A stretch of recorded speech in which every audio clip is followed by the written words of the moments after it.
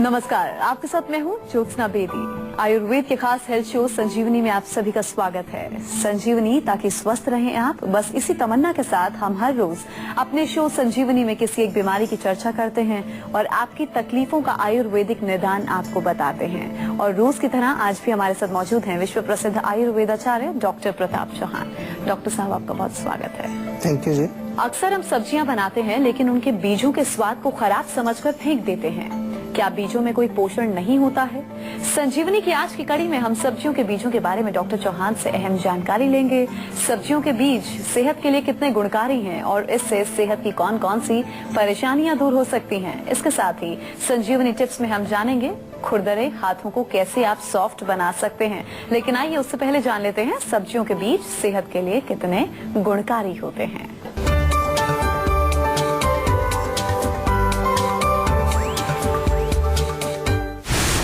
Diabetes, blood pressure, दिल की बीमारी, त्वचा के रोग और कोलेस्ट्रॉल, इन सबसे हैं परेशान तो सब्जियों के बीज से अब मिलेगा आराम।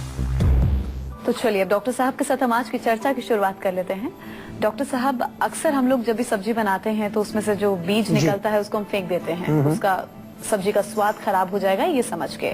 बीजों को फेंकना, क्या ये हम अपना ही नुकसान कर रहे हैं या वाकई बीजों में किसी तरह का कोई पोषण तत्व नहीं होता है? नहीं, देखिए, जो बीज होते हैं सब्जियों के आमतौर पर उनको फेंक दिया जाता है, लेकिन उसमें भी काफी सारे गुण होते हैं। उसमें काफी सारे मिनरल्स, विटामिन उसके अंदर पाए जाते हैं। एंटीऑक्सीडेंट्स कई सब्जियों के बीजों में होते हैं और एंटीऑक्सीडेंट आपको मालूम होगा हमारे शरीर में जो फ्री रेडिकल्स यानी कि जो एक तरह से विषैले टॉक्सिक पदार्थ जो जम जाते हैं उनको साफ करने में, उनको न्यूट्रलाइज करने में एंटीऑक्सीडेंट्स बहुत अच्छा रोल प्ले करते हैं। और इम्यूनिटी बढ़ाने में इनका बहुत बड़ा रोल है, क्योंकि जब उनमें हमारे एंटीऑक्सीडेंट्स होते हैं तो हमारे शरीर की इम्यूनिटी को बढ़ाते हैं। और मिनरल्स, विटामिन जो है हमारे धातुओं का पोषण करते हैं। जो बीज हैं उसमें फाइबर की मात्रा भी पाई जाती है, जिससे कि पेट के जो रोग होते हैं, खास तौर से अगर कॉन्स्टिपेशन, कब्ज वगैरह होती है तो उसमें इनका बहुत अच्छा फायदा मिलता है। और बीजों में एक चीज आपने सबने देखी होगी, बीजों के अंदर तेल होता है और तेल जो है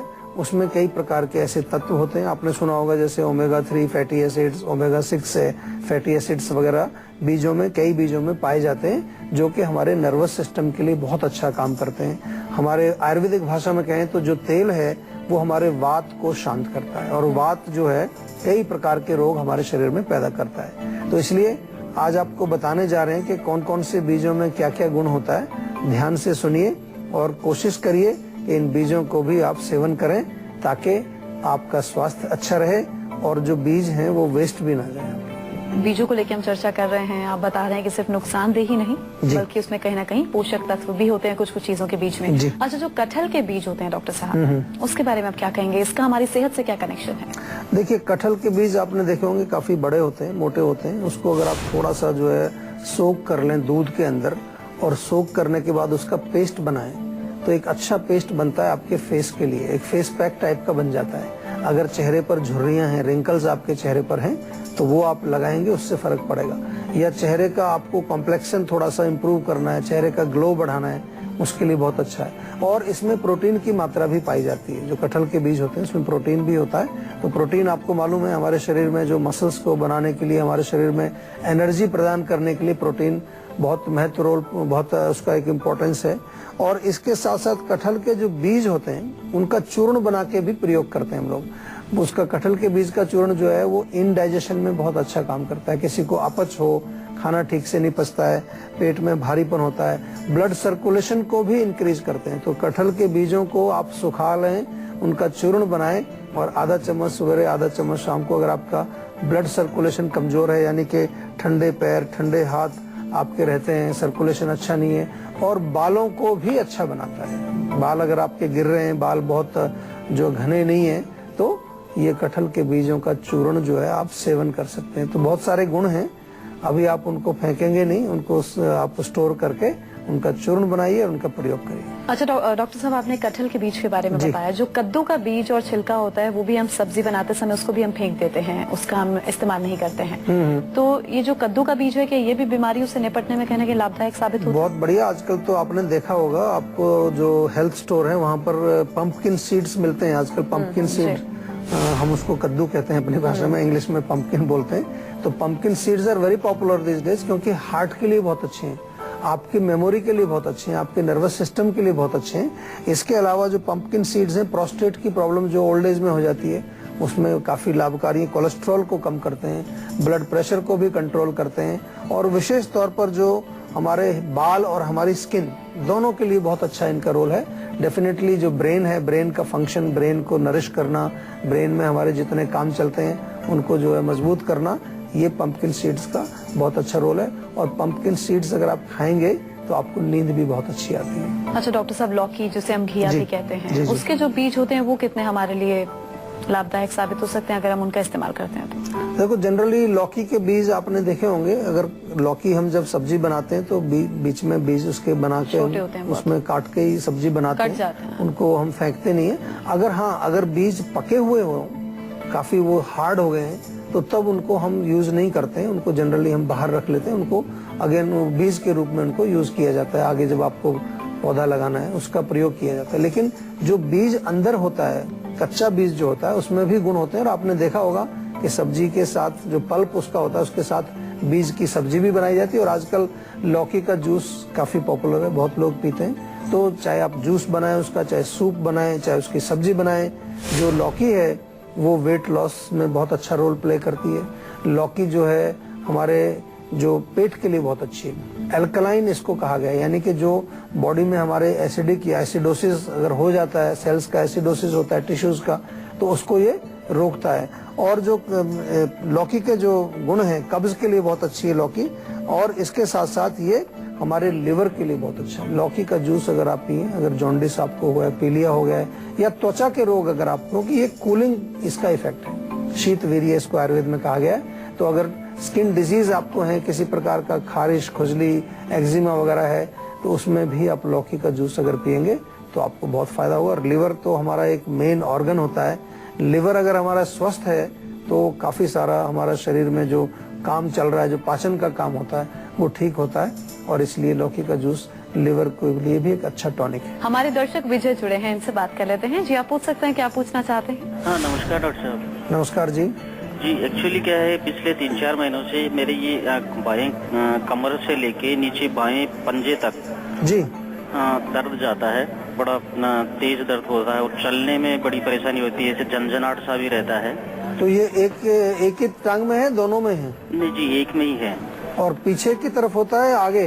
नहीं, पीछे की, ये मतलब जो अपना जांघ का जो साइड होता है ना, घुटने से बिल्कुल पीछे से। हाँ, अच्छा अच्छा। तो ये देखिए क्या होता है कि जो हमारी सैटिका नर्व होती है, तो नर्व जब दब जाती है, कंप्रेस हो जाती है, तो उसके कारण ये पेन होता है। अक्सर इसको सैटिका का दर्द बोलते हैं। एक तो मैं आपको नुस्खा इसके लिए बताऊं, बहुत बढ़िया है।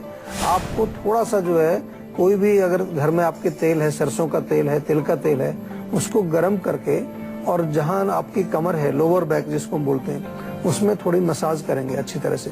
और मसाज करके उसको थोड़ा गर्म पानी में एक तौलिया थोड़ा निचोड़ के थोड़ा भाप लगाइए।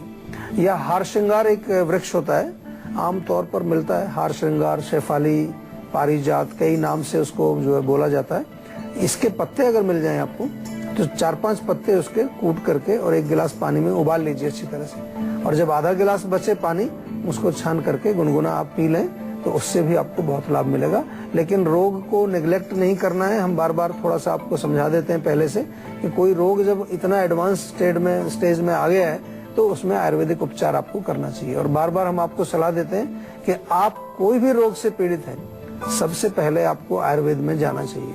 मुरादाबाद से नरेंद्र जुड़े हैं। जी नरेंद्र, आप पूछिए, क्या पूछना चाहते हैं? जी सर, मैं ये जानना चाहता सर, जब सुबह को सोकर उठते हैं तो अक्सर एक नाक बंद मिलती है सर। अच्छा, तो छींके तो नहीं आती?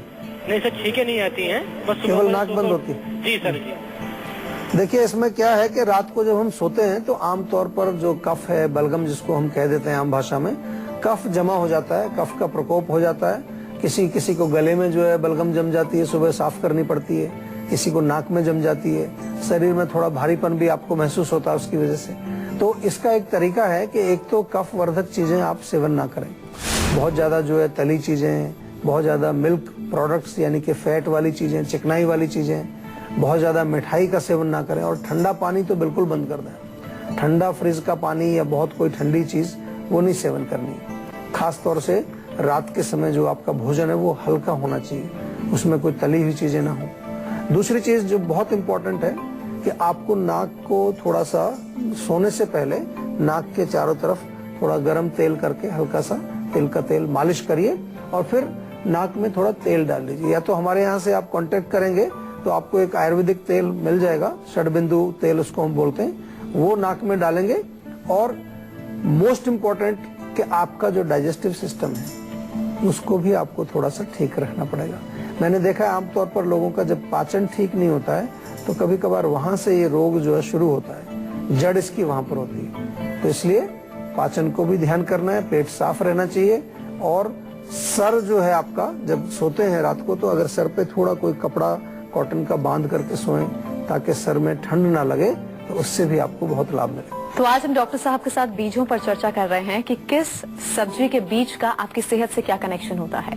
डॉक्टर साहब, शिमला मिर्च के बारे में बता दीजिए, इसके बीज का हमारे सेहत से क्या कनेक्शन है, हमारे लिए फायदेमंद है या नुकसानदेह है खाना? नहीं, फायदेमंद है। बीज तो सभी फायदेमंद ही होते हैं, और शिमला मिर्च का बीज जो है उसमें अगर देखें तो लैक्सेटिव होता है, यानी कि कब्ज यदि आपको होती है तो कॉन्स्टिपेशन आपकी दूर हो जाती है। कभी आपने शायद नोट भी किया होगा, अगर आप शिमला मिर्च की सब्जी खाते हैं और बीज उसमें है तो आपका पेट साफ होगा। पाचन भी है, यानी कि आपके डाइजेस्टिव सिस्टम को थोड़ा सा नरिशमेंट मिलती है, थोड़ी ताकत मिलती है। इसके अलावा विटामिन सी इसके अंदर पाया जाता है, और विटामिन सी जब होता है तो हमारे शरीर की इम्यूनिटी को बढ़ाता है। खास तौर से आपको जो बार बार कोल्ड हो जाता है, खांसी हो जाती है, उसमें भी ये आपको सहायता देता है। और ब्लड सर्कुलेशन को इंक्रीज करने में भी इसका रोल देखा जाता है। तो शिमला मिर्च जब भी बनाएं तो बीजों को फेंके ना, उसके साथ आप उनको भी साथ में पका के खा सकते हैं, या चाहे तो उनको अलग से आप सुखा करके उनका कुछ चूर्ण वगैरह बना करके ऐसे सेवन किया जा सकता है। और जो डॉक्टर साहब परवल के बीज हैं वो कितने फायदेमंद हैं? देखिए, परवल के बीज भी जो है वो पाचन के लिए, आपने देखा होगा परवल की सब्जी जो है आमतौर पर हम आयुर्वेद में अक्सर बताते हैं, क्योंकि वो इजीली डाइजेस्टेबल है। और उसमें जब हम बात करें परवल, जब आप लेते हैं बाजार से तो बीज उसमें अंदर ही होते हैं, पल्प और बीज मिक्स होते हैं। तो उसका जो सेवन किया जाता है, उसकी सब्जी बनाई जाती है, या उसके अंदर जो बीज हैं उसके भी जो गुण उसमें मौजूद होते हैं, तो इसलिए दिया जाता है कि इजीली डाइजेस्टेबल है। तो अगर आपका डाइजेस्टिव सिस्टम कमजोर है,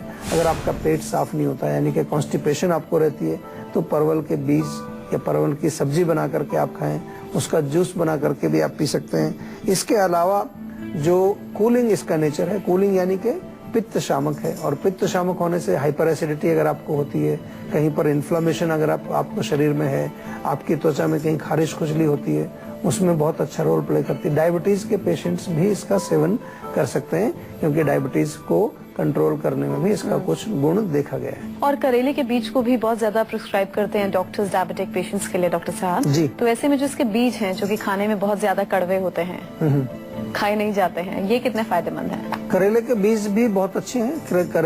करेला अपने आप में बहुत अच्छा है। जैसा आपने कहा कि डायबिटीज में करेले का प्रयोग बताया जाता है, और करेले में हमने देखा है आपको जो पके हुए बीज हैं, पके हुए बीज को आप बाहर निकाल करके उसका चूर्ण बना करके प्रयोग कर सकते हैं, और जो कच्चे बीज हैं वो तो आप सब्जी के साथ ही उसका करेले का जूस निकालते हैं, उसके साथ ही उसमें जूस बना करके पी सकते हैं। बहुत अच्छा एक हार्ट टॉनिक भी है। और इसके अलावा जो है करेला ब्लड प्रेशर को कंट्रोल करता है, हमारे लिवर के लिए बहुत अच्छा टॉनिक है। लिवर की अगर आपको किसी तरह की प्रॉब्लम हो, किडनी के लिए भी अच्छा होता है करेला, अगर किडनी में आपको कहीं किसी प्रकार का कोई विकार है, क्योंकि जो भी गर्मी से संबंधित रोग होंगे, जो बिटर खाने वाली जो कड़वी चीजें जो होती हैं, उनमें वो मुख्य रूप से पित्त को शमन करने का उनका मेन फंक्शन देखा गया है। लैक्सेटिव भी है, यानी कि अगर कॉन्स्टिपेशन रहती है तो करेले के बीज का चूर्ण आप लें, या करेले की सब्जी बना करके आप खाएं, या करेले का सूप आप, या करेले का जूस। लेकिन इसमें एक चीज ध्यान रखनी है कि आमतौर पर मैंने देखा है जब करेला बनाते हैं लोग तो उसका छिलका भी निकाल देते हैं, उसके बीज भी निकाल देते हैं, केवल स्किन लेते हैं, और स्किन के अंदर पूरा मसाला भर देते हैं, पता नहीं क्या क्या मिला करके वो मसाला जिसको कहते हैं भरवा करेले बनाते हैं, ऊपर से थोड़ा धागा भी बांध देते हैं उस पर। तो वो आपने मेन जो चीज को तो निकाल के फेंक दिया, केवल उसकी त्वचा या स्किन को खाया, तो वो तो केवल टेस्ट के लिए है। तो जब भी बनाएं करेले की सब्जी अगर बनाएं तो थोड़ा उसको अच्छी तरह से बॉईल करके, या जिस तरह से हम और सब्जियां बनाते हैं फ्राई ना करें उसको। डीप फ्राई भी बहुत करते हैं, मैंने देखा है करेले को बहुत ज्यादा घी डाल करके, बहुत ज्यादा प्याज डाल करके लोग बनाते हैं, तो हम उसकी जान निकाल देते हैं। हर चीज में स्वाद ढूंढते हैं ना, फायदा नहीं देखते। उसको स्वाद बनाने के लिए उसका सारा जो गुण है वो निकल जाता है। रायपुर से अनिल जुड़े हैं। जी अनिल, आप पूछ सकते हैं, क्या पूछना चाहते हैं? नमस्कार डॉक्टर जी। जी नमस्कार जी। जी मतलब मेरे बाल काफी वाइट हो रहे हैं और कम भी हो रहे हैं, झड़ रहे हैं बाल। तो भाई आप एक काम करो, आज से ही शुरू हो जाइए कि आंवला खाना शुरू कर दो। एक तो आंवला जो है बहुत गुणकारी होता है बालों के लिए। 1 चम्मच सवेरे 1 चम्मच शाम को आंवले का चूर्ण ले करके उसका पेस्ट बना लो और उसको लेप करिए बालों पर। रोज आधा घंटा लगा रहे लेप सुबह के टाइम, उसके बाद नहा लीजिए। और तीसरी चीज जो है, अगर आपको थोड़ा सा इसको जड़ से प्रॉब्लम को ठीक करना है तो जैसा कि हम समझाते हैं बार बार कि रोग के कारण को पकड़ना जरूरी है। तो हमारा जो ये नंबर आता है जीवा का नंबर, जिसको हम सेहत का नंबर भी कहते हैं, इसको आप जो है कॉल करें और हमारे डॉक्टर से बातचीत कर लें। चलिए, अब यहाँ पर हम उम्मीद करते हैं कि डॉक्टर साहब ने आपको जो बताया है उसे आप लोग जरूर फॉलो करेंगे। और अब सब्जी के बीजों को आप फेंकेंगे नहीं, उसे सब्जी के साथ इस्तेमाल करेंगे और उसका प्रॉपर तरीके से सेवन करेंगे। अगर आप लोग भी अपने हेल्थ से जुड़ी अपनी समस्याओं का समाधान चाहते हैं तो आप इस नंबर 0129404040 पर अपना नंबर जल्द से जल्द रजिस्टर करवाएं। उसके बाद डॉक्टर चौहान के पैनल के डॉक्टर आपको खुद फोन कर आपकी सेहत से जुड़ी समस्याओं का निदान आपको बताएंगे। और इसी के साथ यहाँ हम रुकेंगे एक ब्रेक के लिए। ब्रेक के बाद बारी है संजीवनी टिप्स की, जिसमें डॉक्टर साहब आपको बताएंगे कि आप अपने हाथों को सॉफ्ट कैसे बना सकते हैं। एक ब्रेक, लौटेंगे जल्द। आप देखते रहिए संजीवनी।